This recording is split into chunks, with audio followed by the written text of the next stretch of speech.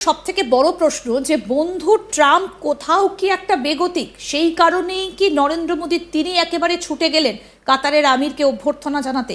কাতার এই মুহূর্তে দাঁড়িয়ে মিডল ইস্টে বা গোটা বিশ্বের ক্ষেত্রে কতটা গুরুত্বপূর্ণ? হ্যাঁ, দেখুন এটা কাতার কিন্তু আমেরিকান এলাই। এই নয় যে কাতার আমেরিকার বিরোধী, তা কিন্তু নয়। আমেরিকার যে মিডল ইস্টে যে এয়ারবেস সেটা কাতারই আছে।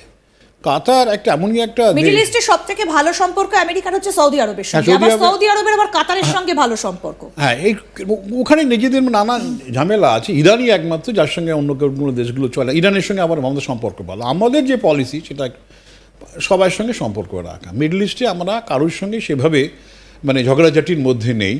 আমরা জানি যে ইরানেরকে আমরা ওদের চা বাহার বলে এই বন্দরটাকে আমরা দেখে মনে করেছিলাম যে এটা পাকিস্তানের যে নতুন বন্দর তৈরি হলো তার বিপক্ষে যদি করা যায় আফগানিস্তানের মধ্য দিয়ে আমরা সেটার দিকে নজর দিয়েছিলাম, কিন্তু সেটা এখনও ঠিক মতন মেটেরিয়ালাইজ করেনি। আমরা ইরানের সঙ্গে অত্যন্ত ভালো সম্পর্ক রাখি। এবং এই যে কাতারের কথা যেটা বলছেন, যে কাতার দেখুন সে শুধুমাত্র আমেরিকার সঙ্গে সম্পর্ক ভালো রাখে তা নয়, তার এয়ারবেস আমেরিকান হিউজ এয়ারবেস এখানে রয়েছে, 10,000-এর উপর ট্রুপস এখানে আছে। এবং একই সঙ্গে দেখুন তালিবানদেরও হেডকোয়ার্টার্স ছিল কাতারে, হামাজের হেডকোয়ার্টার্স রয়েছে তারাবাদে, মুসলিম ব্রাদারহুডেরও হেডকোয়ার্টার্স রয়েছে কাতারে। কাতার সবাইয়ের সঙ্গে একটা অদ্ভুত সম্পর্ক তৈরি করতে পারে। এবং এই যে কাতারের স্কিলটা আছে সবার সঙ্গে সম্পর্ক, এবং যেভাবে ওরা 2000-এর যে আগে যে ওয়ার্ল্ড কাপটাকে করলো, ফুটবল ওয়ার্ল্ড কাপটা করলো, বুঝিয়ে দিল যে ওদের কতটা স্কিল আছে, ডিপ্লোম্যাটিক স্কিল কতটা আছে ওরা বুঝিয়ে দিয়েছে। তো এই কাতারকে আমাদের ভীষণ প্রয়োজন, কেননা ইসলামিক ওয়ার্ল্ডকে আমাদের সাথে পাওয়ার দরকার ভীষণভাবে। একটা কারণ হচ্ছে যে আমরা রাষ্ট্রসংঘের যে সিকিউরিটি কাউন্সিল তার পার্মানেন্ট মেম্বারের আমরা একজন দাবিদার। তা আমরা মনে করি যে মুসলিম ওয়ার্ল্ডের একটা বড় সাপোর্ট আমাদের প্রয়োজন আছে। এবং প্রধানমন্ত্রী প্রোটোকল ভেঙে একদম চলে গেলেন। আপনার খেয়াল থাকবে যে আমাদের 8 জন এক্স ভেটারান যারা মিলিটারি লোকরা ছিলেন তাদেরকে ওরা গ্রেপ্তার করেছিল এসপনিয়ের চার্জেস, হ্যাঁ, প্রায় ফাঁসিরও হুকুম হয়ে গেছিলো। সেটা কিন্তু ভারতের ইয়েতে রিকোয়েস্টে তারা কিন্তু সেটা রদ করেছে। তার অনেকেই সবাই বোধহয় চলেও এসেছে। তো কাতারের সঙ্গে কাতার থেকে আমরা কিন্তু যেটা কিনি সেটা হচ্ছে সিএনজি। হিউজ পরিমাণে কাতার থেকে আমরা তেল গ্যাস নিয়ে আসি, আমাদের লার্জেস্ট। কিন্তু মিডল ইস্টকে বাগে রাখতে বা মিডল ইস্টকে আয়ত্তে রাখতে, হাতের কাছে রাখতে কাতারের সঙ্গেও কিন্তু আমেরিকা খুব সুন্দর একটা স্ট্র্যাটেজিক সম্পর্ক মেনটেন করে যাচ্ছে। কারণ মিডল ইস্টকে যদি হাতের কাছে রাখতে হয়, কন্ট্রোল করতে হয়, তাহলে এমন একটা জায়গা বেছে নিতে হবে যেখান থেকে চারদিকটা খুব ভালোভাবে দখল না করা গেলেও বেশ নজরে নজরে রাখা যাবে। আর কাতার হচ্ছে একেবারে মাঝখানে অবস্থিত, যার যদি আমরা ওয়ার্ল্ড ম্যাপটা দেখি, ডান দিকে রয়েছে ইরান, বাদিকে রয়েছে ইরাক। হ্যাঁ, কাতারের স্ট্র্যাটেজিক লোকেশনটা তো মারাত্মক রয়েছে। এবং সেইটাকে কি করে কাজে লাগানো যায় সেটা আমেরিকা অনেক দিন ধরেই ভেবেছে এবং সেভাবে কাজে লাগাচ্ছে। এবং এই মিডল ইস্টের কান্ট্রিজগুলো একমাত্র ইরানই আমরা দেখলাম এরা টাকা দিয়েছে। দেখুন কাতার দেখুন সবাইকেই টাকা দিয়েছে।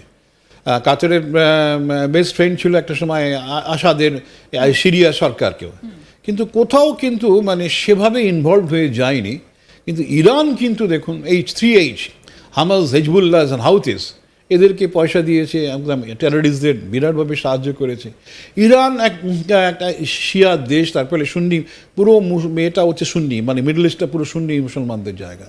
ইরান কিন্তু একটা আইসোলেটেড হয়ে আছে, সেই জায়গাতে রয়েছে। আমেরিকার নানান স্যাংশন সেখানে আছে, নিউক্লিয়ার তাদের ওয়েপন্সের উপরে নিষেধাজ্ঞা তৈরি, যদিও তাদের কাছে যে সমস্ত ইউরেনিয়াম আছে তারা বেশ কিছু তৈরি করতে পারে, কিন্তু নানা নিষেধাজ্ঞা রয়েছে। ভারতের উপরে আমাদের এখনও নিষেধাজ্ঞা আছে যাতে ইরানের অয়েল কেনার ব্যাপারে। তো যাই হোক, কিন্তু আমরা কিন্তু ইরানকে ছাড়িনি। ইরানের সঙ্গে আমাদের হিস্টোরিক্যাল সম্পর্ক, দীর্ঘদিনের সম্পর্ক, পার্সিয়ান সিভিলাইজেশন, ইন্ডিয়ান সিভিলাইজেশন, কয়েক হাজার বছরের সম্পর্ক। আমাদের সংস্কৃত ভাষার সঙ্গে ওদের পার্সিয়ান ভাষার অসাধারণ লিঙ্ক আছে। দীর্ঘদিনের এই যে অসাধারণ সম্পর্কটা রয়েছে, দুটো দেশেই বুঝতে পারে যে সম্পর্কটা কোথায়। এবং সেখানে আমরা ওদেরকে কী করি, ইরানকেও আমরা কিন্তু সাথে রেখেছি, কাতারকেও সাথে রেখেছি। এবং আমাদের ভারতের যেটা অবস্থান, সেটা দেখা গেছে পাকিস্তান আমাদের বন্ধুত্বকে স্বীকার করতে চায় না। সে একটা আমাদের কাছে সে এমনই একটা স্থান, সেই যেন আমাদের শত্রু বা কিছু, বা আমরা সেভাবে না দেখলেও কিন্তু আমরা বুঝে গেছি পাকিস্তানকে আর বন্ধুত্বের জায়গা হয়তো নিয়ে আসা যাবে না। ঠিক। এবং একই সঙ্গে আমরা দেখতে পাচ্ছি চীনেরও একই পরিস্থান, তারা বারবার নানান ইউনাইটেড নেশনসে তাদের ভেটো প্রয়োগ করেছে আমাদের বিরুদ্ধে। এবং এটাও বোঝা যাচ্ছে চীন এবং পাকিস্তান এই দুটো দেশের ব্যবহারটার মধ্যে একটা আনপ্রেডিক্টেবিলিটি রয়ে গেছে, এটা কী করতে চায় বোঝা খুব মুশকিল। তার ফলে ইরানকে আমাদের প্রয়োজন। দেখুন, খেয়াল রাখুন, বালুচিস্তানের সঙ্গে বিরাট ওদের বর্ডার আছে পাকিস্তানের, এবং বালুচিস্তানের ভেতরে কিন্তু তাদের একটা স্বাধীনতার একটা আন্দোলনও বিরাটভাবে রয়েছে। এবং বালুচিসদের একটা অংশ কিন্তু ইরানের মধ্যে পড়ে।